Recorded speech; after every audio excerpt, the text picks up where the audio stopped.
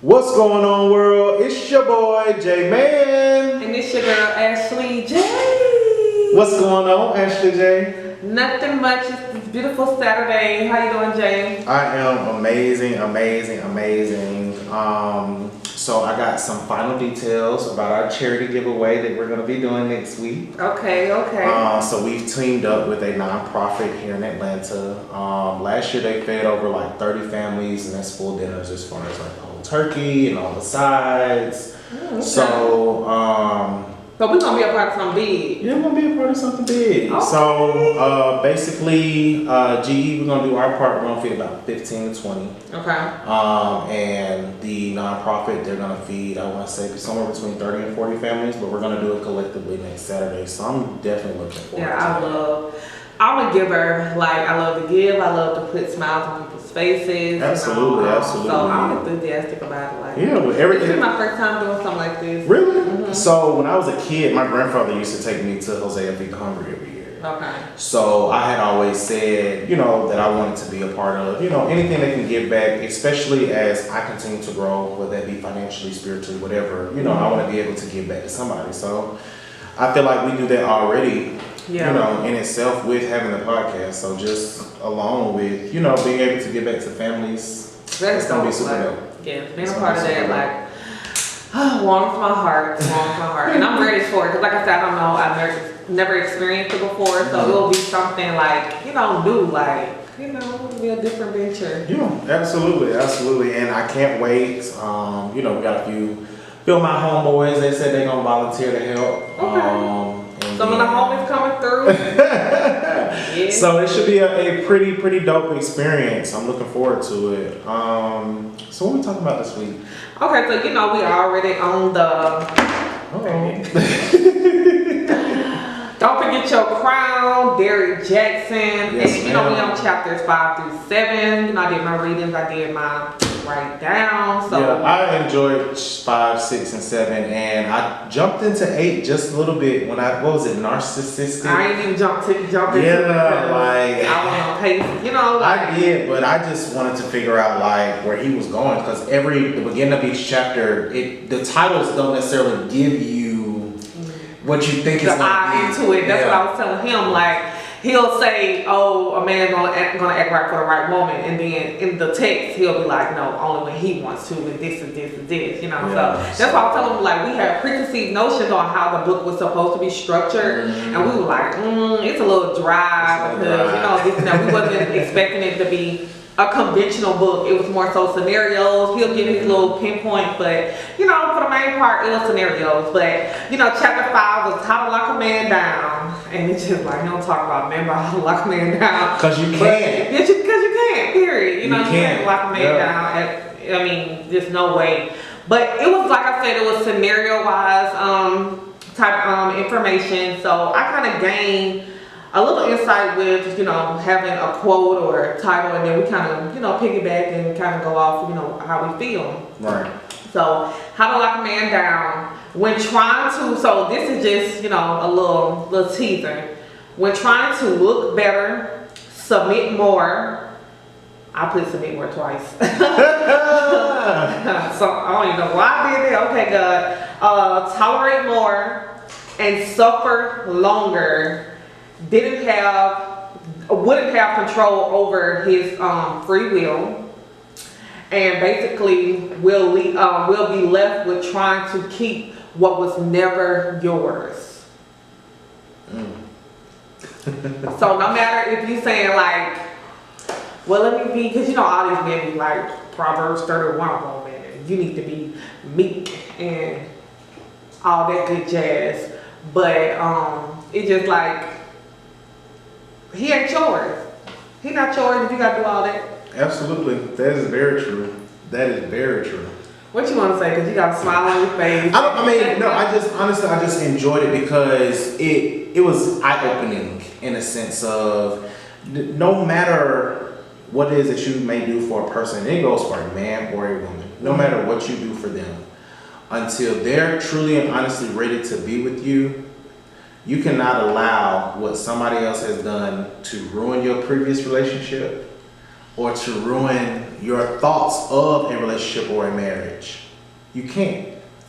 Because no matter what you do, you cannot lock nobody down until they're truly and honestly ready to be locked down. I think that's very true. I think that's the gist You of can have the really hips, the curves, the beauty, the cooking, the cleaning, the sex, the everything. Don't mean shit. Oh, we can just split it to that. It don't mean shit. It really don't. Yeah, so like you said, you try to keep something ain't yours at the end of the day, like how he gave that scenario with, no, I don't think that was the scenario for that chapter. It wasn't. Yeah, but basically it tied into, because she was basically saying, give me some tips, some pointers on, how to make him come back to me, and he just like, why you want him to come back to you when he ain't? He cheating, he lying, he was a cheater. Like, we want people that at the end of the day are no good for us, no good in any way, shape, form, or fashion. And we do everything in our power to try and hold on to them when our Mr. or Mrs. Right is like out there and we don't even recognize it because we wasted our time trying to fight for something that you shouldn't have to fight for. True. And on that note, guys, we're gonna take a quick break to pay some of these bills. When we come back, we got your boy J-Man and your girl Ashley J.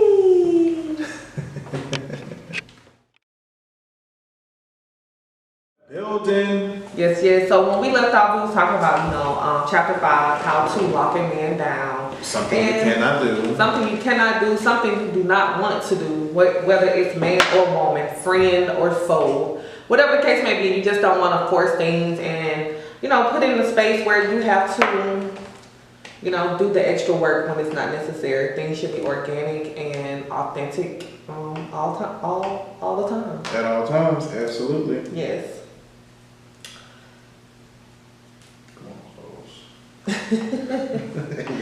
But yeah, so did you have any input? It was like I said, it's so scenario I wise. like the way he started it out though, as far as like how both him and the woman came to the conclusion, like she knew what she was. I like the vulnerability and the honesty about it. Like, bro, I was only dealing with you because I wanted to make my old dude jealous. Yeah. You know what I'm saying? And it ain't nothing against you. Like, we can be cool or whatever the case may be, but like I did all this to make him jealous. But then for him to come back and spin it is like, Ma, you shouldn't have to do that. Like, that ain't your dude. Like, he don't even want you. Yeah. So I enjoyed all of that. I enjoyed him that was good that being able to spin it in a sense of where it was just kind of like, oh, that's how that works, or that's how that goes down. Like, super dope. I think that was the eye opener for him, where it got to a place where he was just like, okay, I see myself in the dude, so I see myself in those scenarios that people, whether it's a friend, like that guy who gave a scenario on, and the homegirl the girl that, he was briefly dating. So. Yeah, but that was in 7, right? I think so. That wasn't. Yeah, that was in 7. I think that was in 7. So 6, basically, in a nutshell, guys, what I got from 6. What is 6, first of all? 6 is called Don't Be a Hard Rock When You Really Are a Gem. Hold on. That is 6. Yeah, that is 6, but we was finishing up on 5. Oh, okay. Yeah, my bad. So chapter 5, what I got from chapter 5, honestly, is at the end of the day, and what we just keep hearing, it just keeps coming back, is ain't nobody gonna be with you till they wanna be with you. You can't make nobody be with you. Mm-hmm. You cannot allow somebody not wanting to be with you to diminish or minimize who you are as a person. So, don't forget your crown. Don't forget your crown, ladies. Sisters and bros. Yeah, sisters and bros. Do not forget your crown. At the end of the day, I mean, it just is that's just plain and simple. You can't make nobody want to be with you. You can't, just because you cook clean, don't smell like onion rings. It don't even matter. But you cook clean, wipe me down. But yeah, it just is what it is, and we gonna stop forgetting our crowns around here. Yeah, I didn't have too much on chapter 5. I ain't have too much. You ain't have too much. Okay. Well, that wraps up chapter 5. So chapter 6. Yeah, chapter 6, I got a little more in depth. Don't be at Hard Rock when you really are a gym. The title didn't really go in detail with the text as far as, what I thought he was going to speak about versus what it did. The biggest thing was love is a risk. One must be willing to take. A lot of times we try to get in situations where we have foolproof ways on how not to get hurt, how not to be looked at as a fool or funny in these streets or whatever the case may be. So it says there is no foolproof way to keep from getting hurt, disappointed, blindsided. The only way we will never lose is to guarantee we'll never win. So, you know how you said you didn't get like the title, Don't Be a Hard Rock when you're really a gym? Mm-hmm. So, you know how you be having like these walls and these guards built up? You talking about in general people? In general with people, especially like when it comes down to dating. So, basically, what it's saying in a nutshell is let somebody love you, let people love you. Like, don't have all these restrictions and all these, guards up, because at the end of the day, what you're stopping is that true and honest person that should be loving you. Mm-hmm. That's what you're stopping. So that's what he mean when he be like, don't be a hard rock when you're really a gym, because it's just kind of like let them chase, let them adore, let them see the beauty within you. Like, don't put up them guards. Be your 100% genuine self, which is a gym. Okay. So that hard rock is not really you. That's why you say don't be the hard rock when you're really a gym, because it's like at the end of the day, let them show them who you are and shine through. Yeah, shine through. Like, don't put up all those guards, and that's one of the biggest mistakes I think that we all as people make when it comes to dating people, and that's why we have people that are quote unquote friends now that probably were the perfect person that we could have been in a relationship with, because we have been like, we was that hard rock and we didn't allow that person to love us like they wanted to love us or care for us, because we had all these guards and stuff up, so they became a friend or they became a homie. But then later on down the line, you're like, damn, like I could really be with this person, but I had all these guards and these rules and this, that, and the third. Very true. And I didn't allow naturalness to flow. Yeah. Very true. But you were reading this chapter, baby. I've been single for a minute, and I'm just trying to figure out like why, and within reading some of these chapters, I've kind of figured out like, sometimes you got to get out of your own way. Absolutely, you definitely will. So he basically states the same way you can't win at business, which is without taking risks in an investment, it's the same way you can't win with love without risking disappointment. So like, we put stigmas and we surround people with ideas of they're going to do me right, they're going to, fulfill the things that I need or want, and when they don't follow suit with those things, we get disappointed, we get hurt. And it's just like, I'm a human being, I bleed the same way you bleed, I think the way you think mechanically, but it's just like you can't place so much on a person and think that pastors say your pastor gonna hurt you, you know what I'm saying? Like, they don't disappoint you. Your friends, your mom, your dad, people that you think that if their intent was good, at the end of the day, like, they're human, things are gonna fall short. So at the end of the day, when it comes to love, you have to know there's gonna be risk involved, there's gonna be disappointment, there's gonna be hurt. So that's what we deal with, like they say, when you start a business. At the end of the day, when you're an entrepreneur, when you're an artist that sings or raps or whatever, you know what I'm saying? Like, within anything, we're willing to take risks, but why won't we take risks for love? Yeah. Why would we not? It's hurtful. Nobody wants to be hurt, and it's hurtful to lose tens of thousands of dollars worth of money. It very much is.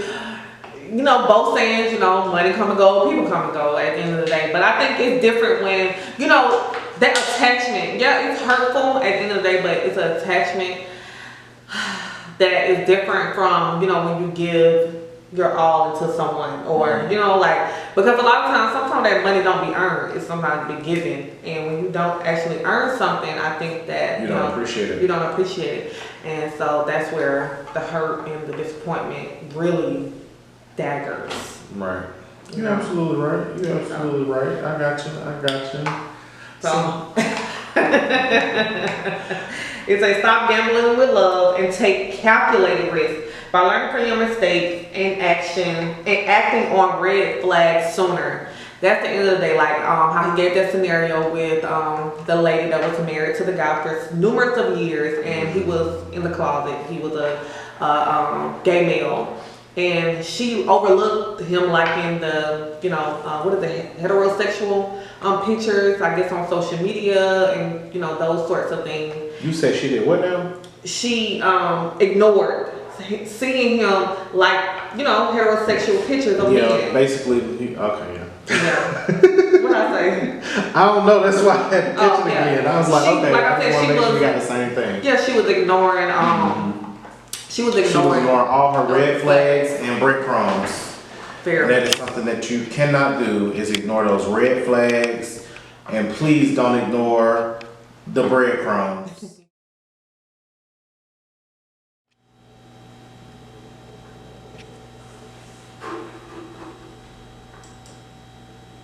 And we're back, world. It's your boy, J-Man. And it's your girl, Ashley J.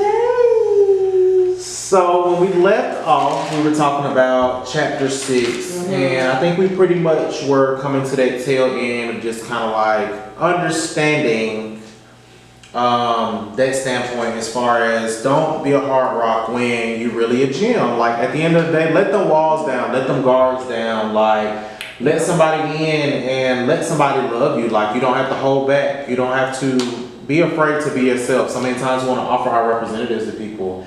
And it's like, what's the point? Like, be your true and honest self. And if they can't accept you for who you are, your flaws, as humble as you are, whatever the case may be, whatever you got going on, they ain't meant to be with you. And right. I mean, in my opinion, that just is what it is. Like, if you don't want J-Man that's, hair like Grizzly Bear, don't want me when I'm waxed and ready to go. Well, I think like I've always stated I wish I was on this journey like a while back where, I just gained a lot of insight because I remember even meeting someone and I thought I was so ready, like with just who I am and, just that giver, that all the love that I have to give. Right. And I remember like the guy I was talking to, he would comment up my pictures and he would say like really sweet stuff and like I can't wait to come home or this and that, and I used to be deleting his comments like don't be doing all that, like and he was really on my bumper,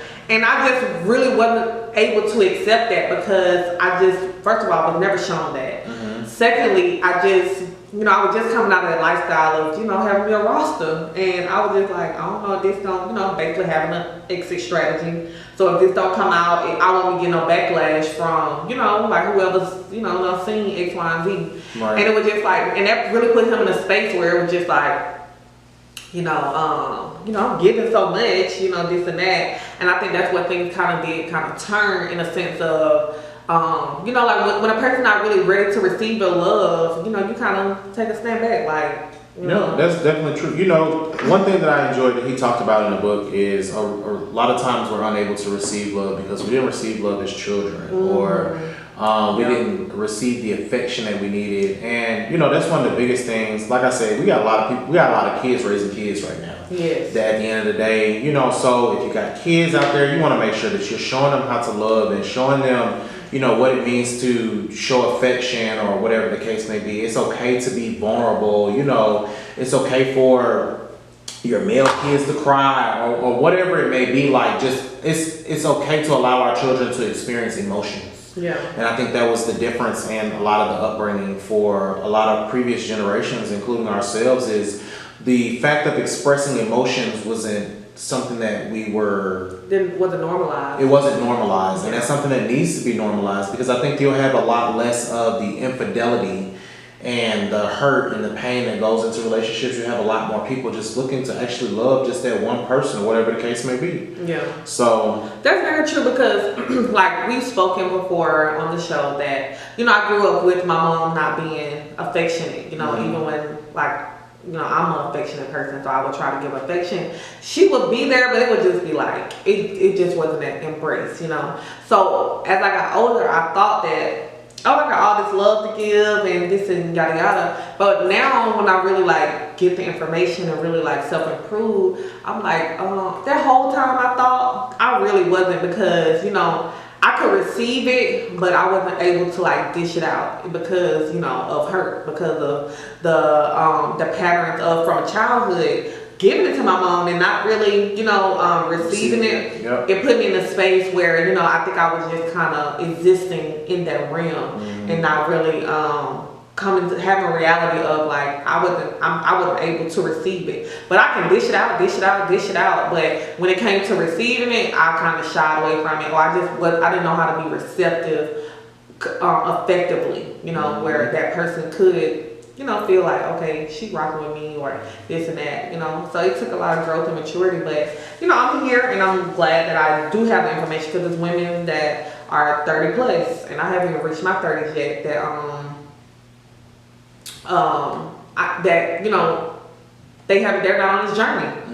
So I'm grateful that I've been in this position. And one of our viewers said my mom is the same. Yeah, like it just, and that's our guest coming in. Oh, It's your boy, J-Man. And it's your girl, Ashley J. So we wrapped up chapter 6. Basically, don't be a hard rock when you're a GM. Yes. Chapter 7 dives into infidelity. Basically, it says being faithful isn't easy.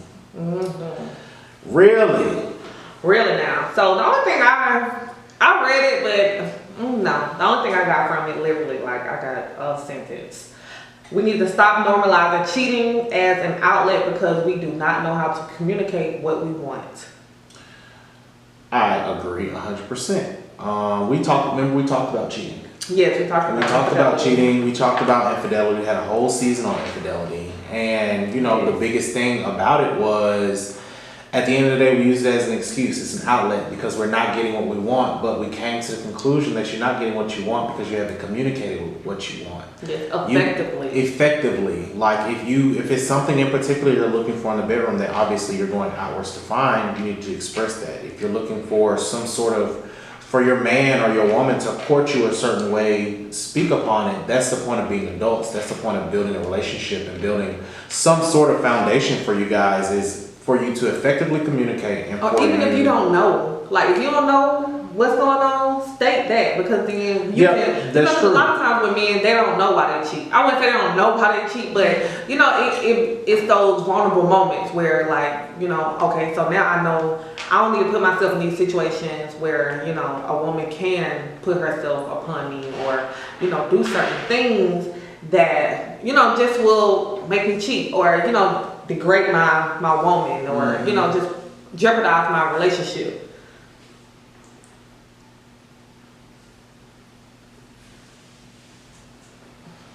You always like you just irritated. Pause. It's so Well, there's an ant getting ready to climb on your titty. So I figured I'd catch it before it climbed on you and bit you. And then you really get crazy. First of all, you was all in here. What is that? That's an ant, but I'm still. Oh, okay. Appreciate it. And the other one right here. You like. We can go back.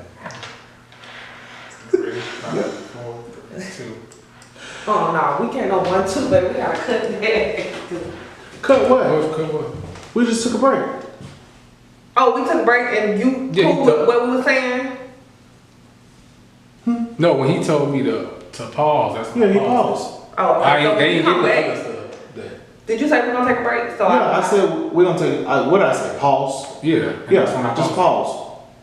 Oh, so how you gonna come back on? All right, guys. Okay.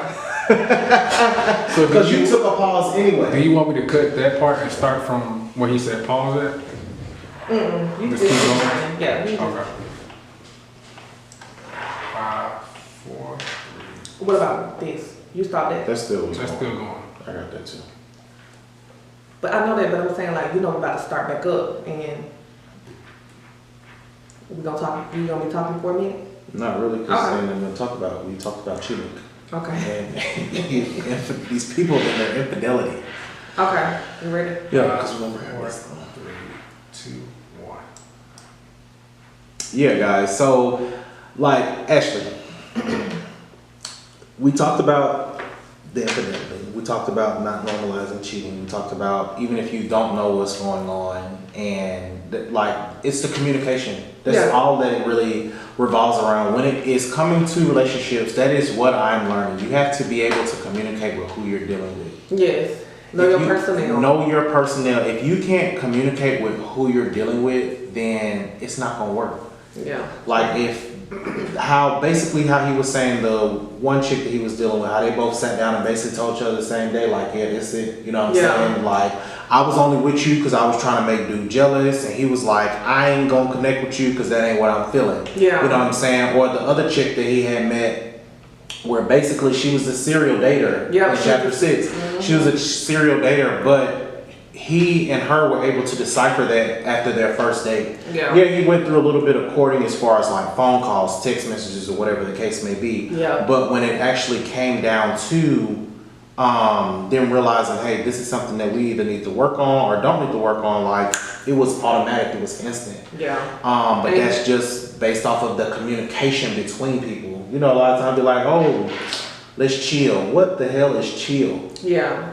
And then he didn't realize, because at the end of the day, on paper, oh, she got this going on, she's beautiful, yada, yada, yada. But then, so when he actually communicated with her and seen that, oh, she got a whole roster filled, she's a serial dater. And the reason why she's a serial dater is that was the lady that her husband was in the closet. So she put up this big wall, fence, barbed wire. You can't get to it. You know, because, you know, she was, what, 10 years? Is there a 10-year marriage or something like that? And she was just like, you know, she was kind of done with opening her heart. She wasn't able to be vulnerable because, you know, she had created this lifestyle of who can be the best. You know, basically everybody was trying to... it's like a job interview. Yeah. But rather than, you know, you just going to an interview or two, it was like dudes was going on dates after dates after dates and not realizing that they was in competition, like, or what they had going on. Yeah. Because her roster was just full. Yeah, full. Like, very well. you know, she had to do 2 a days and 2 a nights. Like, yeah, can you imagine going on, you got 2 dates for lunch, you got 2 dates for dinner. He's like, you in it for the free meal, until he really seemed like it ain't even about that. It's just more so, you know, she's trying to fill a void. That she's trying to fill a void. Until she faced the reality of what she is running from, that fear. You know, she was going to continue to put herself in that situation, and nobody was ever going to be a good candidate because she was always going to find a flaw in that. And the next person that she was interviewing, you know, being a serial dater, was going to be able to top him because he was going to be new, and she wasn't going to know who he was about, who he was, and so that was just going to continue ever-ending cycle. So he was like, basically, until you face that fear of understanding why you're doing what you're doing, you're going to always be unhappy. Yeah. So that is definitely true. So as I've expressed, guys, love yourself. Be your 100% genuine self when it comes to trying to date somebody, someone trying to get to know you. Just be you. Like, let them walls down, let them guards down. At the end of the day, you can listen to the red flags. You can watch for the red flags. Those are going to come out naturally. But the more natural you are, the better you'll feel leaving the situation. I wouldn't even say that. I wouldn't even say the more natural you are, you'll be better leaving the situation. That, I don't think that makes it easier just because you are authentically yourself, you know, because at the end of the day, what you put out, you know, if you were authentic and you was loving that person, did you wrong? And, you know, especially if you're a woman, because we have this syndrome of saving so much that, you know, sometimes it be hard. That's why we get chances after chances, after infidelity, after disrespect.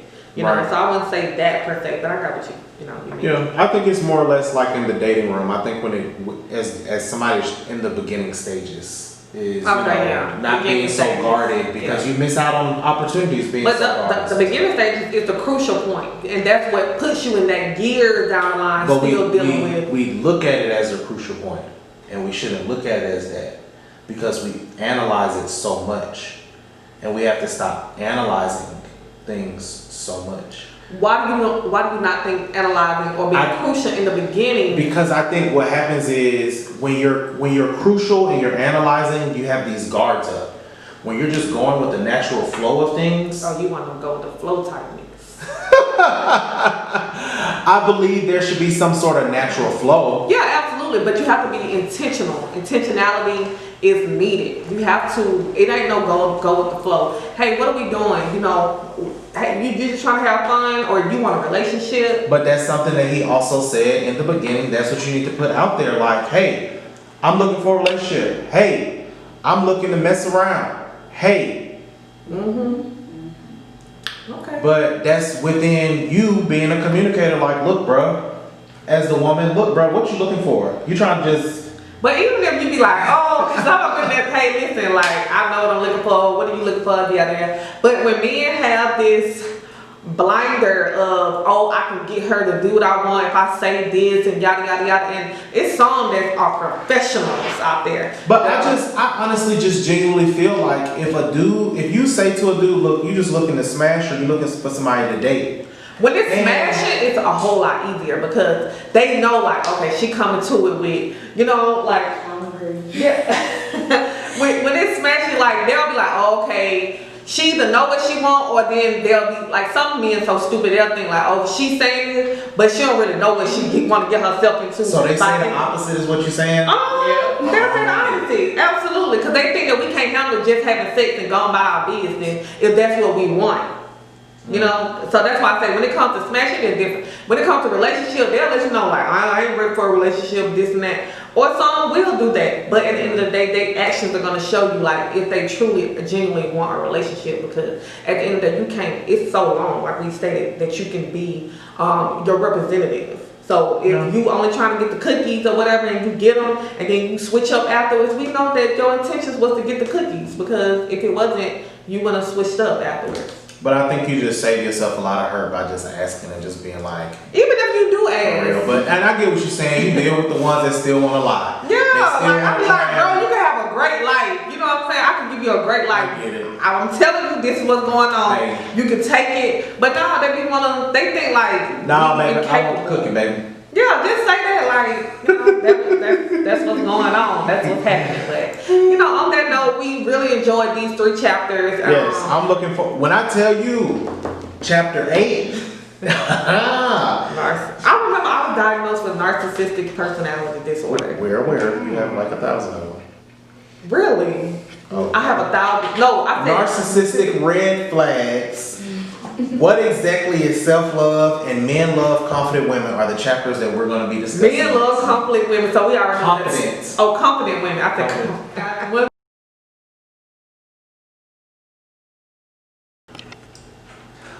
What's going on, world? It's your boy, J-Man. And it's your girl, Ashley J. And in the building with us, we have Miss Tasha. Tasha. I don't know why, that's just what I get. The CEO of Minding Her Business LLC and quite a few other things she has going on. I'm going to let you guys tell her for yourselves, but what's going on, Miss Tasha? Nothing much. I have Fashion on Rust Boutique as well as the Holiday LLC.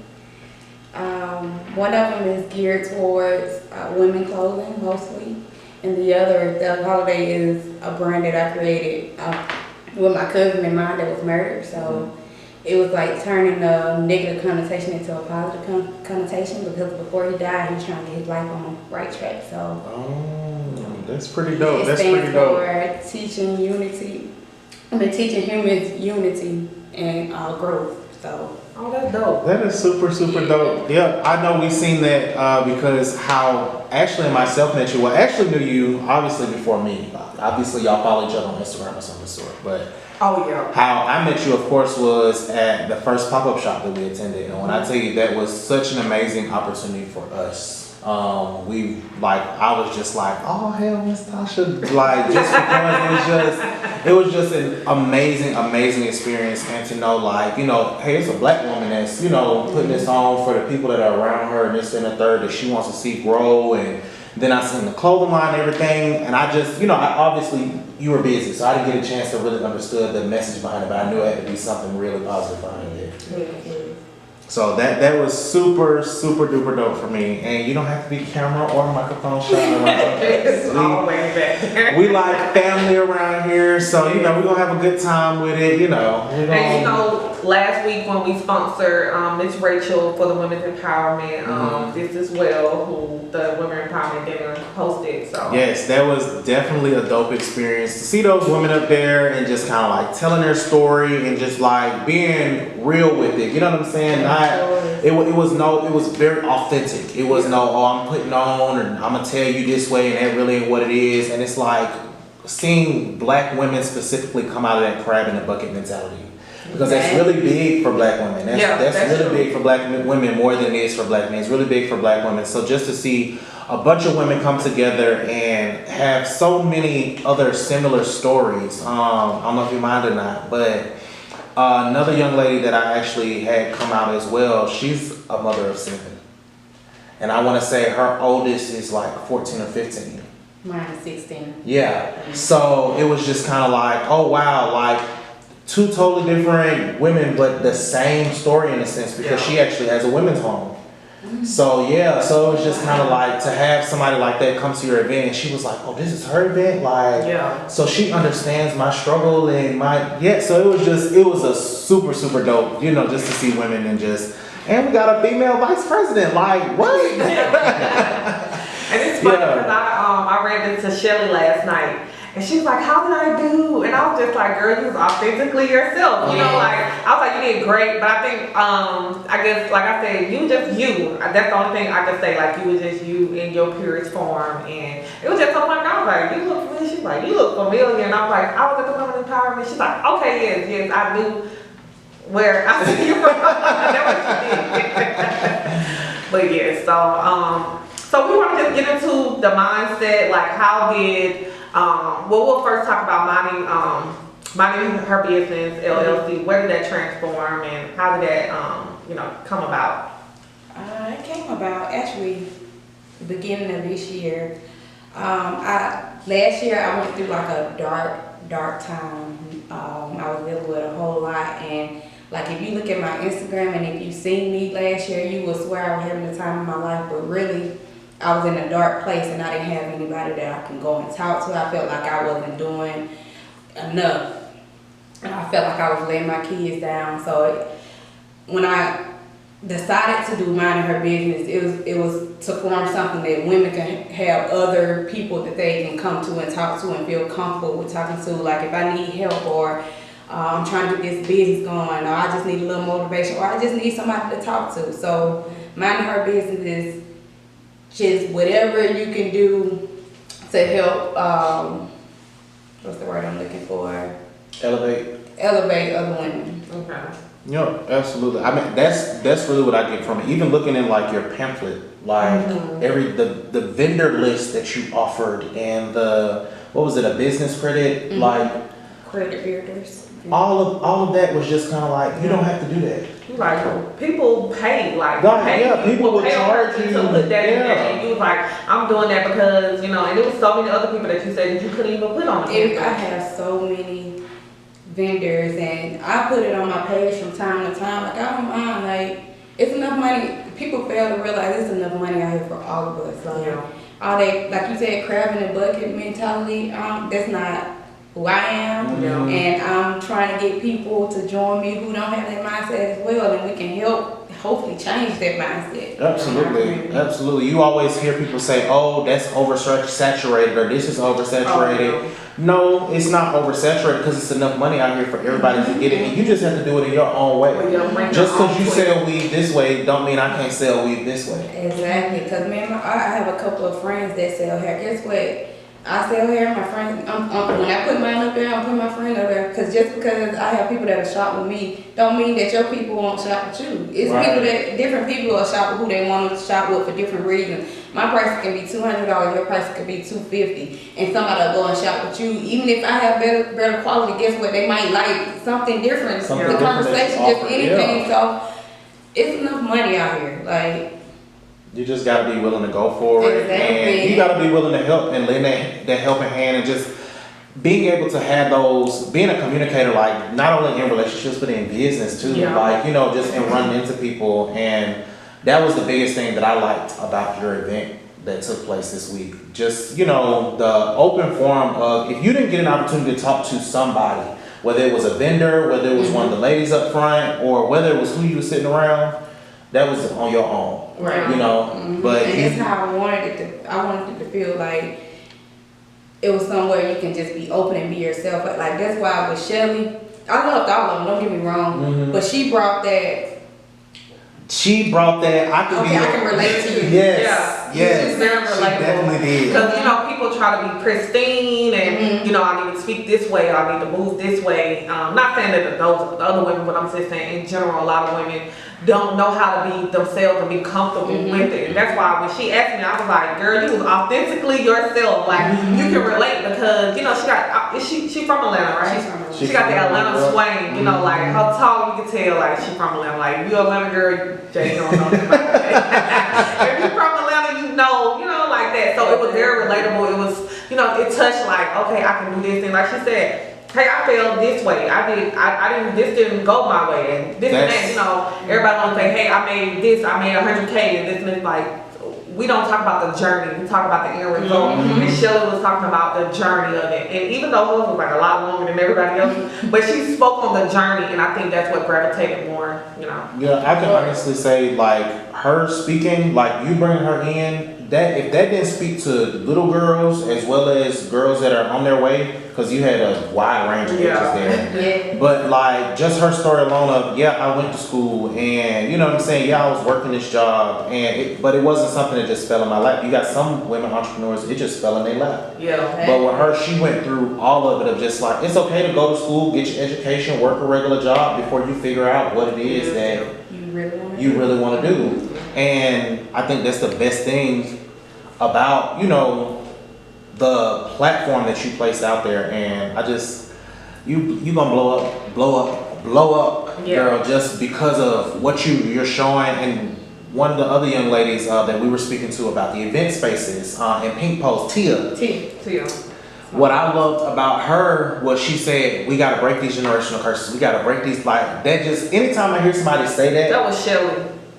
Oh, Tia said it too. Tia said it too. Yeah, Tia said it too because, you know, she has girls. That's what she did when she said. She was at like, the end of the night, she showed them what she made, so they'll know like this ain't no cap. Yeah, that's. I really enjoyed hearing that, like, women that are on that path of realizing like we gotta break these curses, and they are really out there, like. And then even with Tia, it was you too as well. I was so disappointed because the chef, he texted me during the event, was like, I forgot.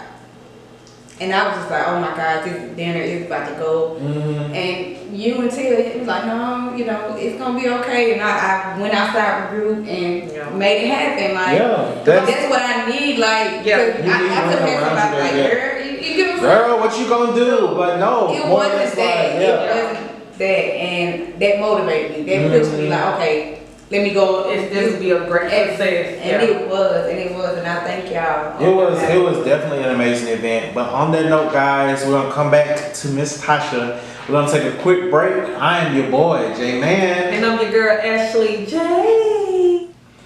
Alright, guys, and we're back. I'm your boy, J Man. And I'm your girl, Ashley J. And we have the lovely Miss Tasha of Minding Her Business LLC in the building. You enjoying your interview so far? I am. You are. The nerves kind of simmer down. Oh, it reminds me of when I had my goddaughter on that time, and she was real quiet. She was really quiet. we would highlight a high school student that was making some type of big stand in the community or school, and his goddaughter came on, and she was like. And she didn't want to look at the camera, and she was ready to go. What had bothered me about it the entire week, it was crazy. I was just like, okay, now I can get her from in front of the camera, and I want to. But that's good though, because that means what, you broke that shell, like, you know. with my friends and my family, they still have to, can I post this of you? Like, they still have They still have to ask. Yes. But you be posting like of yourself, so I'm like, I don't see it. I've been trying, like, for a long time I didn't have social media. Really? Like, last year I just opened my page, I created one in 2016, I had it for like 2 weeks, deactivated, last year I opened it back up. Oh, wow. So yeah, like. And just to see the growth from it, like, you're doing your thing. Yes, and I think that's what got me kind of breaking my shell with it. Yeah. Like, okay, I'm doing pretty good with it. Yeah, you are doing really good. So I have to ask, a mother of 7 and having all these hats, like, how do you find the time? Lord. God. Really? Because, like I said, I work. I was doing security. Well, I'm quitting. Because I want to focus solely on, like, I want to be my own boss. Like, Yeah.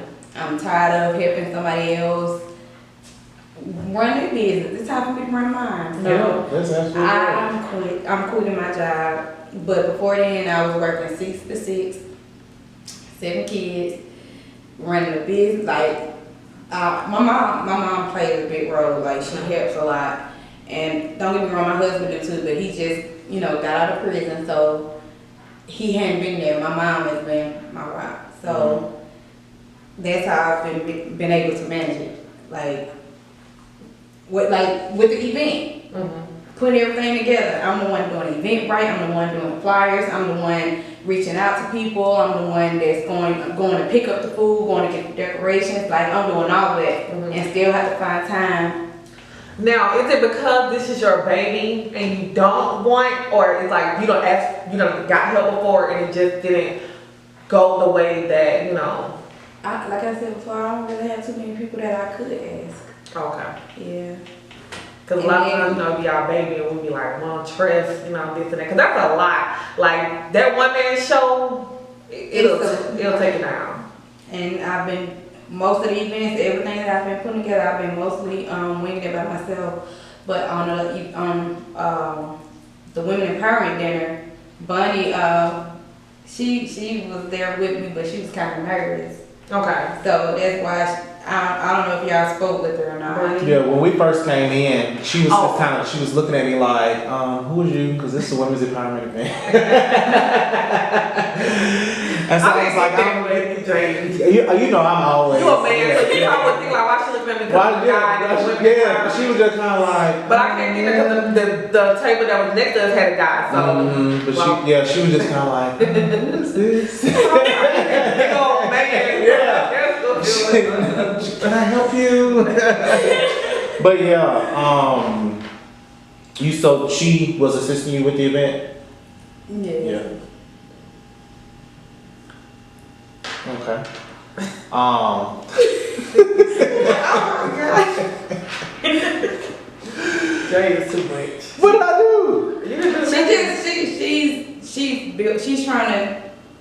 She where I was last year, so she's not comfortable as comfortable as I am. Like, so she was scared to get up and speak. Like, when I left and go and get the food, she was like, "No, you gotta get back here now." Like, and I was like, "Oh my gosh, okay, get the food."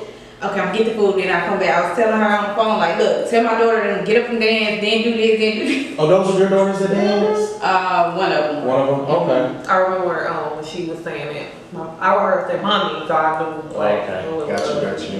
Yeah. And I was so upset because I was like, if I was there, they would have did so much better. But I was happy that they did good. Well, your parents always your worst critic when it comes to stuff like that. Baby, I felt like I was at church house. I told you to be pointing at stuff. They did good. They did really good. That's what's wrong when you put like pressure on your children.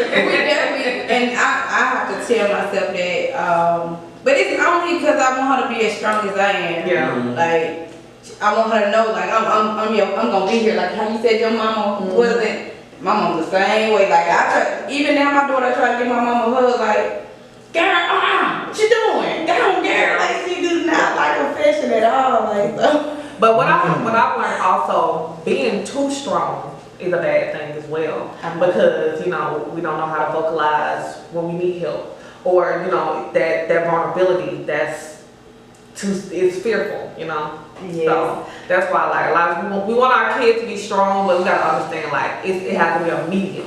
Yeah, because I've had problems with that. Yeah, Trying even dating, like you don't not show your feelings, you don't not show your emotions. Like it's like you just nonchalant, like you say you care, but your actions don't show. You don't line up. Yeah, I've been there too. And I don't mean it like it just be like, well, what you want me to do? Like I'm here. So it took me a long time to get out of that mind frame. So you right when you say that being too strong is.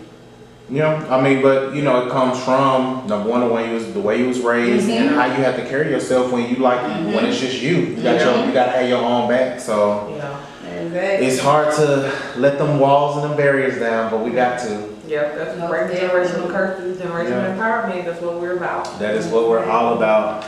So you mentioned something else that it touched me because I don't think you really were able to express it. Today holds a special place for you. Today is my son's birthday. Mhm. The one that I lost to Rico. Okay. So yeah. How long has it been? It's been, what, 8 years? How old are you? Actually 9. He would be 9 today. Oh wow. He would have been 9. Okay. So you would have had 8? No, Or you still count? I still count. You still count? I still count. Okay. That's and it's good. crazy that I'm able to talk about it because for years, like even sometimes now when my daughter like, Mom, is the Rico in here? Like, and I'll shut it off like, don't even mention his name. Mhm. Like, I don't know. I guess that being too strong, like I don't want nobody to see the vulnerable side of me. So Yeah, absolutely. People Absolutely. will take advantage or what we perceive that we do. Yeah. It's the perception that really puts us in those boxes. In those I boxes. agree. You know, but I can honestly say you are a very, very strong woman. Yeah. Thank you. Very strong woman. I love your Your light, spirit. your spirit. Yeah. It shines. It definitely brightens up a room. It definitely does. Just I continue doing what you're doing because you're honestly what you're doing is going to help break so many curses in our women, in our little black girls. I tell my cousins and I tell my family that all the time. Like, my auntie had 16 kids, so when she died, my mom and my other aunts split them up 8 and 8, so we was always deep. So, a lot of it would, you see what you, how can I put it? Like growing up, only thing we see is my mom work. We didn't really see too many business owners or to know that we can get out here and do it. So it was a lot of times, like when my son first died, I started a daycare in my house, but I didn't go full forward with it because I felt like I was gonna fail. And I didn't have nobody to come and tell me like, no, you can do it. It's like, girl, you think you can do that? Like this family, you know, you think you're gonna be able to do that? Like, and it'll discourage me, like, I don't know. But it's not that they didn't believe that I can do it, it's just we haven't seen it happen. Yeah. You know what I'm saying? Especially in the black community, it's negative before it's positive first, you know. And a friend of mine was just going through that, and you know, someone was just saying, just like you this and that, and it was just like instead of saying no, that's gonna work, or like I like that, you know, that positivity is just always you sure. It's just like I don't know why, especially black women, men they don't really be that. Men be rude, that's why it's so easy to sell to men because if you're a woman, they be like just because you're doing that, I don't care if it's not even a product for you, you know. But women they be like I don't know, and if you think that she's sure, and I mean, just like, especially when it's family and friends, you know, it shouldn't be that way. But I feel like we're, as a culture, we are growing and elevating and coming out of a lot of things.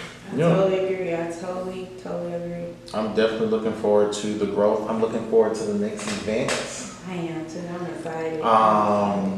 So, Miss Tasha, Minding Her Business LLC, what do you have in store? Like, what can we look forward to other than all the events that I know that you got planned, you got going on? Like, is there anything in particular, something special you might be working on? I want to put together like this mass fashion show. Like I want to do like where you see how I got thugged all day. You guys have generational empowerment. So I want like with the clothing line, like if you got your own clothing line, you come and showcase, and I want it to be like so big to where it's maybe 75 to 100 vendors. So I want to get people to perform. Like I want it to be like a real fashion show. Like I'm still trying to work on it. That's what- And we're back, guys. I'm your boy, J-Man. And I'm your girl, Ashley J. And today's episode has been nothing short other than what was expected of it to be. It was amazing. It was great. Definitely love Tasha's vibe. Every time I've been around her, Minding Her Business LLC, she's doing big things for women here in Atlanta.